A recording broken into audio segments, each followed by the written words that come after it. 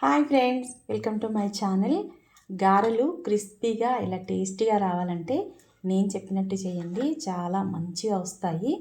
ఇది మా అమ్మ చెప్పిన కొలతలు అన్నమాట. పిండిని ఎలా కలపాలి, ఎలా చేయాలి అవన్నీ మీకు చూపిస్తాను. ఇంకెందుకు ఆలస్యం, చూసేయండి. మరి ముందుగా దీనికి కావాల్సిన పదార్థాలు ఏంటో కూడా మీకు చూపిస్తాను, చూడండి. బియ్య పిండి ఒక 2 కేజీలు తీసుకున్నాను. ఇది చాలా మెత్తగా పట్టించుకోవాలి, అప్పుడే మనకు గారెలు మంచిగా వస్తాయి. ఇందులో వేయడానికి కొంచెం వేయించి పొట్టు తీసి పెట్టుకొని ఇలా పల్లీలు అయితే లాటితో ఇలా నలకొట్టి పెట్టుకోవాలి. నానబెట్టి పెట్టుకున్న పెసరపప్పు మనకు కావాల్సినంత వేసుకోవచ్చు. ఇంకా నువ్వులు, కరివేపాకు, కొత్తిమీర, పుదీనా, ఉల్లాకు ఇవన్నీ శుభ్రంగా కడిగి సన్నగా తరిగి కట్ చేసుకొని పిండిలో వేసుకోవాలి. తగినంత కారం, ఉప్పు కారం మీకు తోచినంత, అంటే మీకు ఎంత తింటే అంత వేసుకోవచ్చు. ఇంకా జీలకర్ర, వెల్లుల్లి ఇది పేస్ట్ చేసి పెట్టుకున్నామన్నమాట. ఇది వేస్తేనే గారెలకు టేస్టు. ఇవన్నీ వేసి కొంచెం వేడి నూనె వేసుకోవాలి పిండి కలిపేటప్పుడు, అప్పుడే మనకు గారెలు క్రిస్పీగా వస్తాయి. పిండి కలిపేటప్పుడు కూడా మనం వేడి నీళ్ళు పోసుకొని కలుపుకోవాలి. కొంచెం ధనియాలు, పసుపు కూడా వేసుకోవచ్చు ఇష్టం ఉన్నవాళ్ళు. ఇలా పెసరపప్పు కాకుండా కొందరు శనగపప్పు, బొబ్బరపప్పు కూడా వేసుకుంటారు. నేను ప్రెస్తో చేస్తాను కాబట్టి మందంగా వస్తాయని ఓన్లీ పెసరపప్పు మాత్రమే వేస్తున్నాను. ఇష్టం ఉన్న వాళ్ళు బొబ్బరపప్పు, శనగపప్పు కూడా వేసుకోవచ్చు. ఇది 2 కేజీల పిండి. ఎప్పుడైనా మొత్తం పోయకుండా కొంచెం ఉంచుకోవాలి, ఎందుకంటే పిండి పలసగా అయినప్పుడు మనం కలుపుకోవడానికి ఉంటుంది, అందుకని. నెక్స్ట్ ఈ ఆకులన్నీ కట్ చేసుకున్నాం కదా, ఇవి వేస్తున్నాను.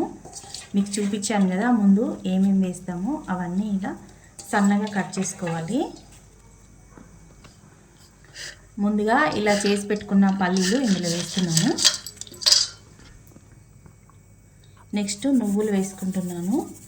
మన ఇష్టం అండి, ఎన్నైనా వేసుకోవచ్చు, తినే వాళ్ళని బట్టి ఉంటుంది. సాల్ట్ వేస్తున్నాను. కిలో పిండికి ఇలా పట్టుకొని వేస్తే సరిపోతుంది. ఇది 1 కిలోకి, ఇది 2 కిలోలకి.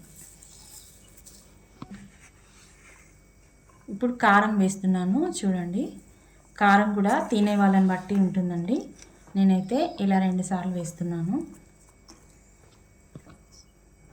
ఇది జీలకర్ర, వెల్లుల్లి మిక్సీ పట్టి పెట్టుకున్నదండి. ఇంత ముద్ద అయితే వేస్తున్నాను నేను. ఇవి 3 ఎల్లిగడ్డలు ఉంటాయి. జీలకర్ర ఒక 3 స్పూన్లు ఉంటుంది. నెక్స్ట్ ఇది నానబెట్టి పెట్టుకున్న పెసరపప్పు అండి. పెసరపప్పు కూడా చూడండి, నేనైతే ఇలా వేస్తున్నాను. మరీ ఎక్కువైతే గారెలు చెయ్యరాదు, విడిపోతాయి, అందుకని ఇలా 2 సార్లు అయితే వేసాను. ఇప్పుడు ఇవన్నీ వేసాం కదండి, ఇవన్నీ పిండిలో కలిసేటట్టు ఇలా 2 చేతులు పెట్టుకొని కలపాలి. అప్పుడే మనకు గారెలు మంచిగా టేస్టీగా ఉంటాయి. ఇంకా క్రిస్పీగా రావాలంటే ఇందులో మనం కొంచెం బటర్ వేసుకోవచ్చు. బటర్ ఇష్టం లేని వాళ్ళు ఆయిల్ కొంచెం వేడి చేసి అయినా ఇందులో పోయాలి. ఇంకా పిండి కలపడానికి వేడి నీళ్ళు కూడా పోసుకోవాలి, అప్పుడే మనకు గారెలు మంచిగా వస్తాయి.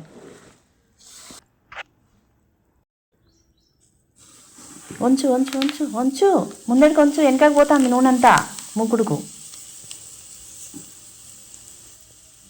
అన్ని పనులు అందరికి రావు, ఎందుకు తెస్తాను పుడింగి అని. జగ్గులు ఆయిల్ వేసాం కదండి, వేసిన తర్వాత మొత్తం కలుపుకోవాలి. అంతా పిండిలో కలిసేటట్టు ఇలా కలుపుకున్న తర్వాత వేడి నీళ్ళు పోసుకొని పిండిని కలుపుకోవాలి. ఇప్పుడు జగ్గులో హాట్ వాటర్ వేడి చేసాము, ఈ పిండిలో పోస్తున్నాము. ఫస్ట్ గరిటెతో కలపాలి, ఆ తర్వాత చేయితో కలుపుకోవాలి, ఎందుకంటే చేయి కాలుతుంది కదా వేడి నీళ్ళకి. కొంచెం పిండి చల్లారిన తర్వాత ఇలా 2 చేతులతో కలిపితే పిండి చాలా బాగా వస్తుంది. మనం ముందుగానే హ్యాండ్ వాష్ చేసుకోవాలి. ఇంకా ఎప్పుడైనా మా ఇంట్లో నేను ఇలా పిండి వంటలు చేస్తుంటే మా హస్బెండ్ అయితే హెల్ప్ చేస్తారు. ఇంకా తను ప్రెస్ చేస్తుంటే నేనైతే ఇలా కాల్చుకుంటాను. ఏ పిండి వంటలు చేసినా నేనైతే ఇలా 2 మూకుల్లో పెట్టుకుంటాను. ఎందుకంటే తొందరగా అయిపోతుంది, మనకు చేసినట్టు అనిపించదు. ఇంకా ప్రెస్ చేసే వాళ్ళు కూడా ప్రెస్ చేస్తూ ఒక ప్లాస్టిక్ కవర్ మీద ఒక 4-5 వేసి పెట్టారంటే మనకు ఈజీగా ఉంటుంది కాల్చుకోవడానికి. ఖాళీ లేకుండా 2 మూకులలో వేసి మనం కాల్చుకున్నాం అనుకోండి తొందరగా అయిపోతుంది. జిలేబీ చేస్తారు చూడండి, అలాంటి వెడల్పు మూకుడైతే నేను తీసుకున్నాను. చాలా మందంగా ఉంది.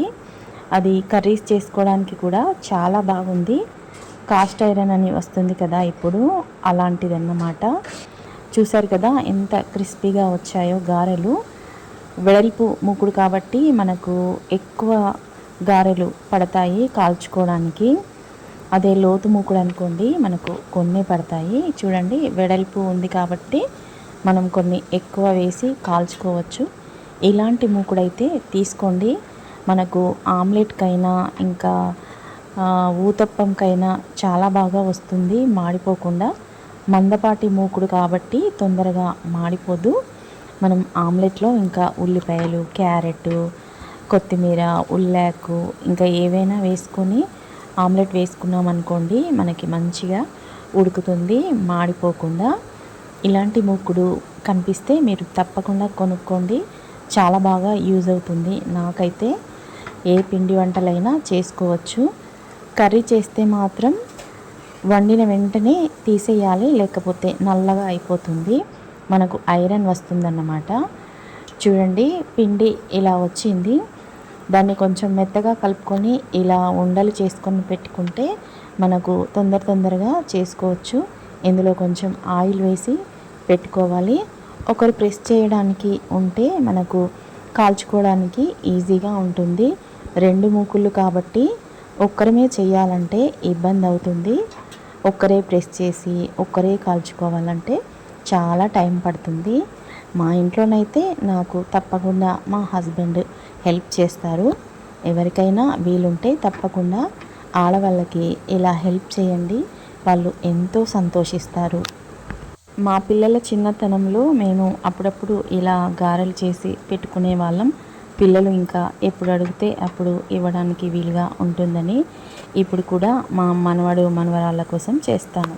ఈ వీడియో మీకు నచ్చితే లైక్ చేయండి, మీ ఫ్రెండ్స్కి ఫార్వర్డ్ చేయండి. అలాగే ఎలా ఉందో కామెంట్ చేయండి. మరిన్ని మంచి మంచి వీడియోల కోసం మన ఛానల్ని అయితే తప్పకుండా సబ్స్క్రైబ్ చేసుకోండి. మరో వీడియోతో మళ్ళీ కలుద్దాం.